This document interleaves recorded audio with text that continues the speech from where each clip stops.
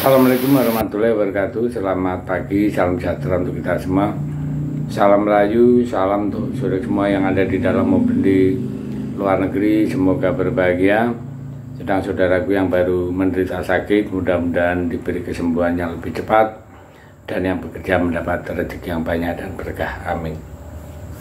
Di tengah persiapan timnas U23 yang akan main di Piala AFF, tentu kita juga harus memantau gimana soal timnas senior, entah itu soal performa pemainnya yang di klub hingga dipastikan apakah ada penambahan pemain.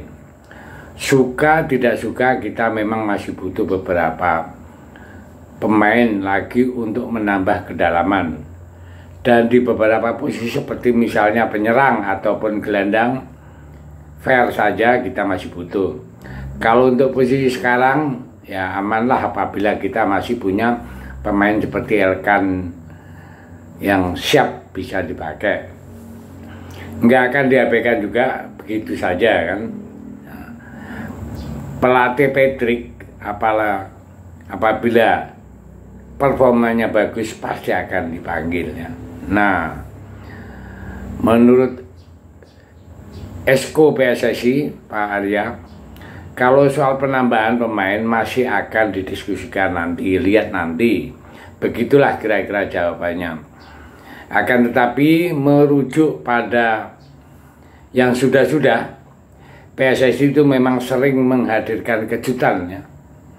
Dalam hal ini ada 3 pemain terdekat yang bisa dijadi opsi, seperti Lauren Ulreich, Shane Bergen, dan Pascal Struijk. Pasti ya, selama mereka terbuka maka selama itu juga PSSI nggak akan menyanyiakan kesempatan. Begitu dengan Jero Ridwal. Semua tahu kalau Jero yang susah adalah soal administrasi yang kasusnya mirip dengan Martin Paes, walaupun agak lebih kompleks ya. Namun dalam hal ini diketahui PSSI masih terus akan mencoba mencari celah ya. Yang dimaksud celah ke sini ada masalah ke FIFA, karena biar gimana pun pemain seperti Jero akan sangat memberikan impact di lini tengah timnas Indonesia dengan segala pengalaman yang ia miliki di level atas ya. Nah, nanti kita lihat ya perjuangan sampai titik darah penghabisan. Jadi itulah PSSI masih tetap berjuang, dan kita semua mengharapkan ada penambahan. Memang ya kalau kita lihat di ronde 4 nanti kualifikasi Piala Dunia tahun 2026 zona Asia diprediksi akan berlangsung sangat ketat. Kita di sini nggak bicara soal faktor non teknis ya, dan akan lebih fokus pada soal-soal teknis. Semua tahu kalau di putaran keempat hanya juara grup lah yang berhak lolos ke putaran final Piala Dunia. Sementara posisi kedua akan melanjutkan perjuangan masuk putaran kelima untuk kemudian bertarung dengan tim di benua lain. Maka dari itu, agar segera membawa impian tampil di pentas dunia, Indonesia harus bisa memanfaatkan putaran keempat dengan baik, dengan menjadi juara grup apapun caranya. Nah ini apapun caranya ya. Pokoknya nggak boleh lah sampai terjadi juru kunci grup ya. Hanya tambang nikel aja yang wajib berhenti ya. Untuk PSSI jangan, karena tambang nikel banyak dikorupsi ya.